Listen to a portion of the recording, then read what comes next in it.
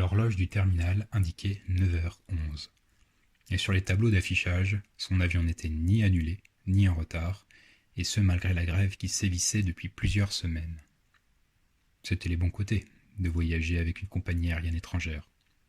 Du moins, c'étaient les pensées de l'homme accoudé à la rambarde en métal longeant les baies vitrées. Flambant neuve, réverbant les lumières des spots, elle avait probablement été installée pour empêcher les enfants de mettre leurs doigts sur les baies vitrées, laissant des traces en montrant à leur géniteur le gros navion qui décollait. Lui, à travers le triple vitrage donnant sur le tarmac, contemplait les volutes de brume que produisait l'herbe recouverte de givre, timidement réchauffée par les fins rayons du soleil en cette matinée d'hiver. Ça lui rappela les haricots verts congelés qu'il avait cuits hier soir. Il avait dû en effet vider son congélateur avant de rendre la chambre qu'il occupait depuis maintenant 4 ans.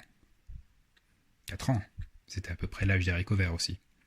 Il les avait achetés car c'était bien pratique d'avoir des légumes non périssables dans son frigo, même si le goût n'était en rien comparable avec ce frais qu'on trouvait au marché des Halles. Puis il les avait oubliés là.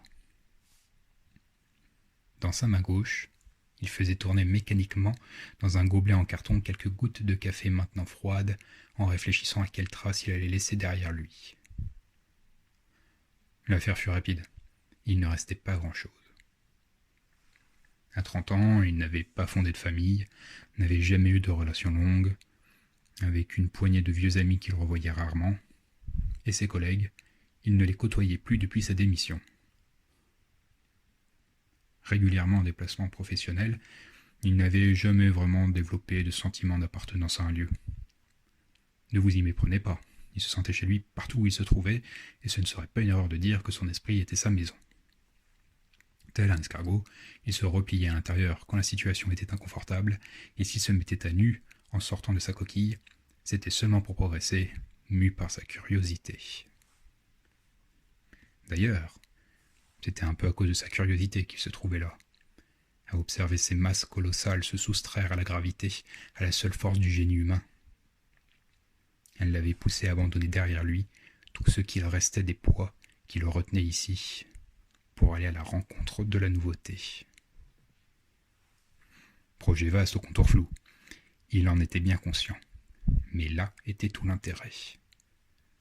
Comme pour un livre, si on se préoccupe du numéro des pages, c'est soit qu'il n'est pas passionnant, soit qu'on s'angoisse à l'idée d'arriver trop vite à l'épilogue.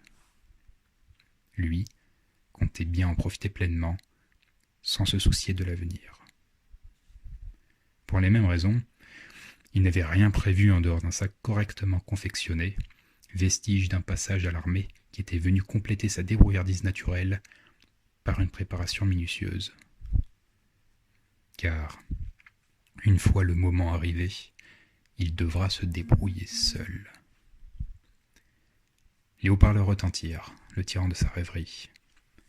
Les passagers du vol NDEXP 001 à destination de doivent se présenter à la porte d'embarquement numéro 11. L'homme se redressa, récupéra son sac de randonnée bleu adossé à la rambarde et rejoignit l'allée centrale en suivant les panneaux d'indication vers le numéro 11.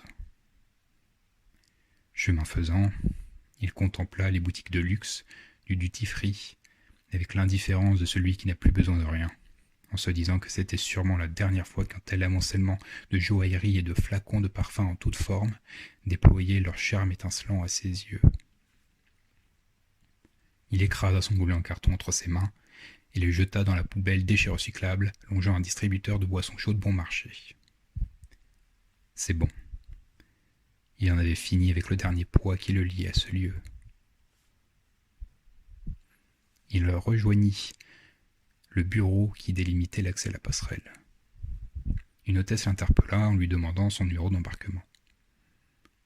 L'homme lui communiqua le code NDEXP001 HDT 0C14. L'hôtesse fit parcourir son doigt sur une liste agrémentée de photos dans un classeur, puis, après un court instant, retournit un sourire à son interlocuteur en lui souhaitant un bon nouvel départ. Il passa le portique de sécurité, remonta la passerelle jusqu'à l'entrée de l'avion, donna son sac à l'homme noir de la sécurité qui lui demandait, et entra dans l'appareil. La cabine était assez petite et coupée dans la longueur.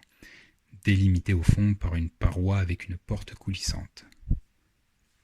On pouvait compter à vue d'œil une vingtaine de places tout au plus, réparties en 2 rangées avec un couloir central. Presque toutes les places étaient déjà occupées.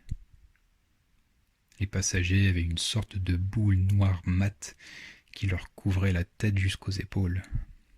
Avec un tuyau qui en émergeait faisant la liaison avec le plafond de l'appareil, ça leur donnait des airs de scaphandrier. Le seul moyen d'en distinguer deux était par les vêtements qu'ils portaient. À la première place, un homme sobrement vêtu d'une chemise en coton bleu ciel. Assez chétif, il n'avait ni montre ni bague qui vienne orner sa main frêle. Derrière lui siégeait une femme portant un sweat gris I Love New York complété par un cœur rouge. À l'inverse de son voisin, elle occupait à saturation l'assise de son siège et son legging visiblement étriqué, étiré plus que de raison, laissait transparaître le blanc de ses mollets.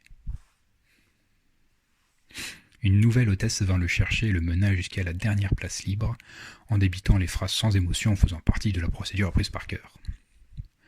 « Monsieur, bienvenue à bord, vous avez accepté notre programme et je vous prierai en conséquence de bien vouloir mettre le casque qui se trouve au-dessus de votre tête, afin qu'il couvre correctement vos yeux et occulte les sons environnants. Vous n'auriez rien de plus à faire. Quand votre tour sera venu, une hôtesse viendra vous réveiller et vous suivrez ses instructions. Merci de votre intention, je vous souhaite un bon nouveau départ. » Sans poser de questions, l'homme descendit le casque sur sa tête jusqu'à ce que les consignes de l'énoncé soient respectées. Dans l'obscurité sans contour, ses tympans ne voyant aucune vibration de l'air, il perçut bientôt une odeur fruitée emplir ses poumons et ressentit un fourmillement dans son corps. La sensation ressemblait étrangement à l'engourdissement que l'on ressent après avoir touché le fil d'un. « Vos nouveaux papiers d'identité ont été rangés dans votre sac, veuillez passer à la cabine d'harnachage. » Je cligne des yeux un peu hébétés, tandis que mes pensées luttent pour retrouver leur place. Je lui demande de répéter. « C'est normal, le produit fait encore un peu effet. Récupérez votre sac et passez à la porte de derrière, on va s'occuper de vous. » Mécaniquement, j'exécute les instructions et me retrouve à la queue de l'avion à enfiler une combinaison manquant de me ramasser à cause de turbulences inopinées. L'homme à la manœuvre attache mon sac ventralement, me visse un casque de pilote sur la tête et me rappelle que le déclenchement sera automatique, que je n'ai pas à m'inquiéter. J'acquiesce, l'esprit encore brumeux, et me dirige vers le sas qui m'indique à l'arrière.